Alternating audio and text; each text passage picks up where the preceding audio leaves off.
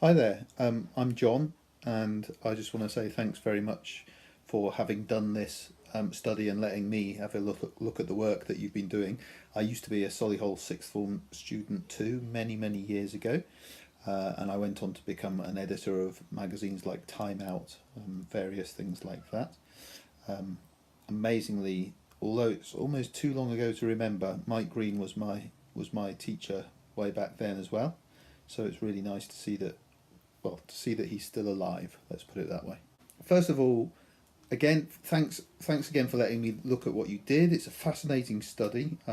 Every industry analyst, and when I talk about the industry, I mean journalism and content marketing and online publication. Every industry analyst in the land wants to get inside the mind of you guys, basically your generation, and see how you're using this world, see how you're using this technology, and how we can adapt what we do to appeal to you. One or two overarching questions. I'd love for one of you to answer, or all of you to answer, if you want to write back to me. Nearly all of you talk about needing to be less digital and to do more with your lives. What I'm really interested in there is how much is that you talking? How much is that you saying that kind of thing, and how much is it your parents saying that kind of thing, or your teachers saying that kind of thing? Get out and do more. Don't spend all your life in front of the screen, because you're the first generation to have grown up in a completely digital world. So what you think is in many ways unprecedented. Um, your memories will only ever be of the digital world, or a world with digital all around you. So how will you talk to your own children, I wonder? And how are you going to write the rule book for online behaviour yourselves? I'd love to hear the answers to that if you want to send them to me. So I'll get on to giving you a little feedback on the stuff that you've sent. Thanks very much. Okay, so the first piece of feedback I have is on the first blog that I read, which was by Karen Colling. Hi, Karen. I just wanted to say that you've got a great blogging style. I really like that it's informal and conversational. Interestingly enough, there was a time, certainly when I started in journalism, that writing with that kind of sort of informality was kind of forbidden. It was considered a self indulgence to do it in that way, and as an editor, I was always told to cut it out, basically, or always told my writers to cut it out. But blogging, as you well know, involves displaying personality in your work. That's how you get a following. That's how you maintain a following and keep people interested in what you're doing. And I think that you have loads of personality, and it comes out in your writing. So really well done on that. I have a couple of questions for you to explore. One is to do with your points on Apple. I wonder whether you would consider Google's role in the way that the digital world came about over the last 10 or 15 years. Did Apple really kickstart it? Could it be argued, and I think it could, that Apple designed the digital world, but Google kept us interested in it by providing all of the apps, by providing all of the interactive stuff that we can do. Your stuff was sent over to me on Google Drive, for example, and also for answering the questions very simply as the ultimate search platform. So I think that's quite an interesting question for you. And also, you were one of the writers that spoke with a certain amount of negativity when you were considering our future. You said that we are doomed to be locked in a digitized screen, which is a great line. But my question for you, as somebody who's in a position to make changes, your generation is about to go out and go into the world of work. It's a generation that's grown up in this environment. So I want to know what the answer is. If you were sitting down to recreate a journalism that kept us interested but allowed time for us to spend more time out in the open world, how would you do that? What would the answer be? I'd love to hear your answers on that. So anyway, Thanks very much for letting me read your stuff. It was really good. So the next piece that I read was by Sophie Rose. Hi, Sophie. As with Karen, I think you write with a real personal flair that is great for blogging, so I'd be proud of that if I was you. Your piece prompted within me a lot of questions. Actually, everybody's pieces did that, and this notepad is full of everybody's questions. So you talked about a sense of sophistication that you feel from the broadsheets. I think that's always been how they would differentiate themselves from the tabloids, or certainly how they would want you to see them in comparison to the tabloids. The question that I have is basically, is the internet dumbing them down? It's something that I've been wondering about quite a lot recently. So I think that The Guardian is desperate to appeal to a broader audience.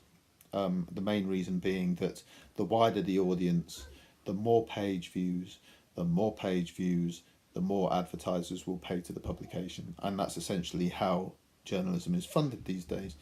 Page views is not an exact science, and it's not a great way to pay for journalism in the first place, but that's a whole other question. So in that pursuit of a broader audience, are they watering down their voice? That's my first question for you. Another point that you made that I thought was really interesting was to do with posting on Facebook and how that can make you a journalist. So my question is do you think that's really the case? If you post on Facebook, does that make you a journalist? In the same way that if you sing a song on YouTube, does that make you a recording artist? What I think you're hinting at here is something called citizen journalism. I think it was 2010 that the phrase was coined first, and it was to do with the plane that landed in the Hudson River, and there was a video made of it, and that was the first one of the first occasions where we saw an everyday person videoing something and getting it onto a newspaper website very, very quickly. So citizen journalism, my point mainly is that I think that's something that would interest you. So if you want to look further into this, go and have a look at that. And the last point that I want to make is that you say that you're a passionate writer, and I'm glad that you are a passionate writer, very much so. And journalism, I think, will remain strong with the likes of you around to keep doing it. So keep going. Okay, so the third piece that I read was by Hannah Malcolm. Hi, Hannah. So, as with your friends, you raised a whole load of really interesting questions. But yours seem to be more focused on the power of social media, which is something that fascinates me as well, and also the importance that we put on social media and status updates and likes and that kind of thing. So, first point is a sentence that you wrote was, "I worry that one day our future Prime Minister will be judged on likes." That's a really, really good line. I thought that really stood out. And when we're creating articles and creating publications, we're looking for what we call pull quotes, which are usually you see them in big bold sort of chunked out pieces that sort of pull your eye and make you want to get further into the article, and that's a classic pull quote, I think. Now, what's the power of a like? That's a really important question, and I think that's what you're raising here. Where do we draw the line? How much store do we put in celebrity? And how unhealthy is it, the amount that we listen to people that we don't really know? I remember 5 or 6 years ago, there was a company called Clout, spelled Klout. I think they're still around. And they took a judgment on you based on your social media profiles combined. And they gave you a Clout score. And there was quite a controversial incident where I think it was San Francisco or Los Angeles airport, one of the two, were only allowing people into the VIP lounge if they had a Clout score of over 70 or something like that. And it kind of, I think they lost a lot of credibility as a company for doing that, because people straight away were wondering, what the meaning of that is. Especially if you can buy Twitter followers or buy Facebook followers, then aren't you essentially rewarding people who have more money than others? So it's an interesting point that you raised there. Another interesting thing that it reminded me of was that I recently had lunch with David Cameron's head of social media. Yes, he actually has a head of social media. He's not tweeting himself. and I was asking him about Snapchat. Does David Cameron use things like Snapchat?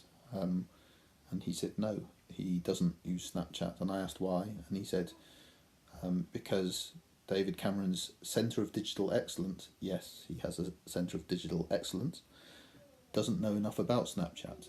So that kind of stunned me, that, you know, the country's Centre of Digital Excellence doesn't know enough about Snapchat to recommend it. So I think, you know, somebody else, perhaps somebody like you, ought to be getting involved in coming up with new digital policies, because I think you know, a lot of these things are run by middle-aged men who don't really understand what they're talking about, and you guys live this every day. So I'd look forward to hearing what you have to say about that.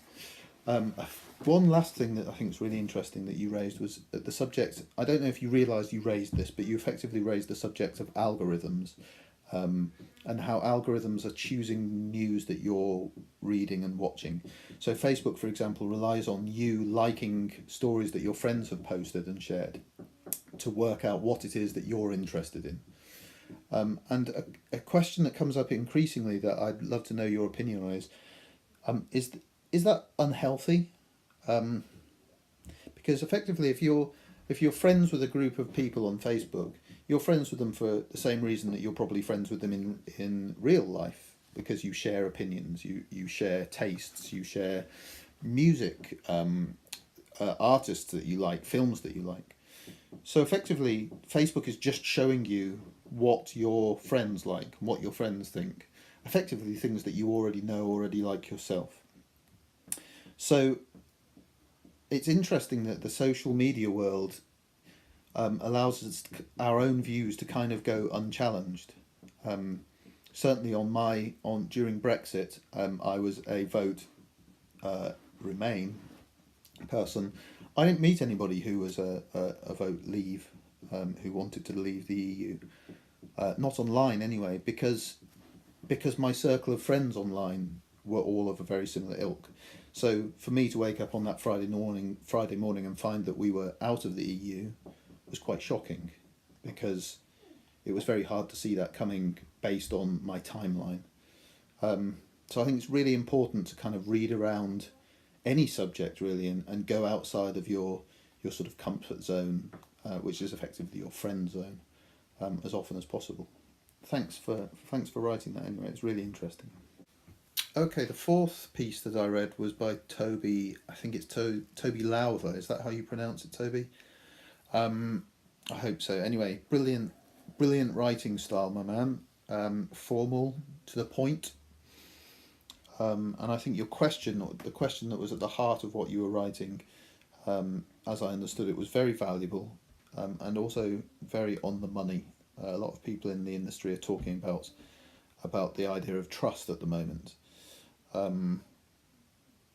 One quick thing to say is that if you keep writing like this, succinctly, without the need for the editor to make a lot of changes, and I didn't see any points that I would want to change, then you are really an editor's dream. So keep going like that, and I'm sure you'll find yourself paid work eventually. So yeah, the fundamental question seems to be, just because someone writes, should we believe them? The journalism industry is suffering a lot at the hands of mistrust. A lot of people don't trust journalists anymore. In fact, I read a statistic the other day, and who's to say whether it was a true statistic or not? But I did read this statistic the other day that journalists are less trusted than estate agents these days, which is a pretty dire situation to be in. I think there was a time when people assumed that journalists had their facts straight. Even during the time that I've been a journalist, so that's the last 10 or 15 years, journalism industry has lost a lot of money. There's not a lot of cash floating around anymore, so they've had to make cuts, and one of the first cuts they made was to an area of journalism called sub-editing. Now, a sub-editor's job used to be to check the quality of the writing, to check the quality of the headlines, to make sure there were no glaring mistakes, but more importantly, to check that the facts were correct, so that they weren't publishing anything incorrect. And that was the first line of defence, really, and that's gone in many cases. I mean, big newspapers still have it, but in a lot of cases that's gone. And I've spent a lot of time arguing that sub-editors are really the area that you should keep if you're an editor. So, I mean, that's a question for you, I suppose, for the future. How do you make sure that the quality of your writing remains at a high level, that it's factually correct, in an industry that has no money left? It's a puzzler. So next up was Rafa Chowdhury. Hi Rafa. I thought the structure to what you wrote was great, which may sound like a slightly dull thing to say, but actually it's really important. A lot of people often ask me, how do you finish an article, as much as how do you start an article? Like, how do you come up with a sort of pithy or sort of succinct way of closing what your argument is? A very simple trick, and one that I think you have down pat here, is basically to look back to the lines that you started out with, so the initial lines of your argument, and see if you can knit together the final lines of your piece with those. So it kind of brings around a sort of nice circular feeling. I think you did that really wonderfully. Are our online personas more of a priority than our physical reality? What a brilliant question that is. I don't have an answer to that. I've never considered it like that before, and it's something that you've planted that in my mind now, and I'm going to go away and have a think about that. And that's the value of good, what we call think pieces, really. Think pieces have sort of been on the rise massively online. Certainly if you look at platforms like Medium and things like that, people basically giving their opinions and presenting their own expertise. One of the great things about the internet. And I think that's a question for a think piece. I'd love, if you ever get round to writing that, I'd love to read it. You also made this point. You said we have the means to do something life-changing in the palms of our hands on a daily basis, which is absolutely true. So what should we be doing, Rafa? That's the question for you. Thanks. Okay, the last piece that I read was by Jay Bates. Hi Jay. Would I be completely off the mark, do you think, if I guessed that you might be into creative writing? I'm not sure, but your opening paragraph and the way that it knitted together with various points throughout the piece was really, really well done. It was vibrant and it made me laugh out loud, so thank you for that. A few points that you brought up. One of your quotes was, "There seems to be more talk about encountering social situations than there are encounters." Just a really, really well written line. And I talked a little earlier about about how editors are looking for pull quotes and things that draw people's eye to keep them within the article, and that's a really good one. As is, parents are too preoccupied or immersed in their own digital lives, which actually made me feel a little bit guilty, because that's me that you're describing there. I think what made your piece stand out from the others is that it felt like a lament, and it was less to do with mass media as it was to do with social media and digital communication. And I don't think you answered any questions. I think you posed a lot of questions in what felt almost like a sort of State of the Nation address. And I don't think there's anything wrong with that at all, especially if that's your intention for the piece, that you want to put this out there and sort of say, this is where I'm at, and what do you guys think of this? That's one of the great powers of digital publishing these days. Again, things like Medium, where you can publish a piece and people can add their own comments and thoughts in line as they're reading it. It's one of the great things, I think, and enabling things about the industry that we that we have at the moment. Your piece was succinct and wonderfully written. I'm really pleased to have been able to read it. Thank you so much, Jay. Thanks a lot. So Mike always puts this on me, and it's really hard. I'm supposed to choose my favourite, or the piece that I would consider to be the best, and that's just never possible, really, because they're always so good. And once again, what you wrote, all of what you wrote, each and every one of you, was of a very high standard. But well, I was going to say, but there can only be one winner, and I don't think that's true at all. There are two that really stood out for me.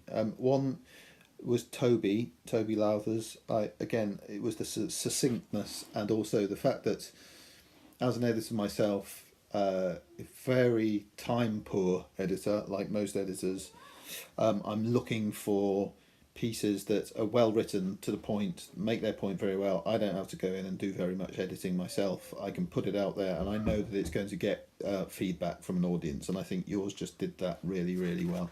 And the other piece that did that in a similar way was Jay Bates, and I think that your piece, as I said before, was simply different, and I really liked that it almost had a little anger to it, or if not anger, a sort of poignancy that that made me question my own position, really, and I think that's a really valuable part of modern writing.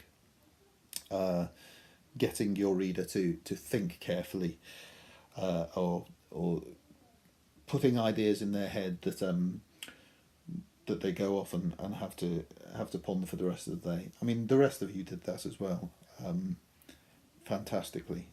But if I have to choose the two, then those are the two that I would choose. Sorry.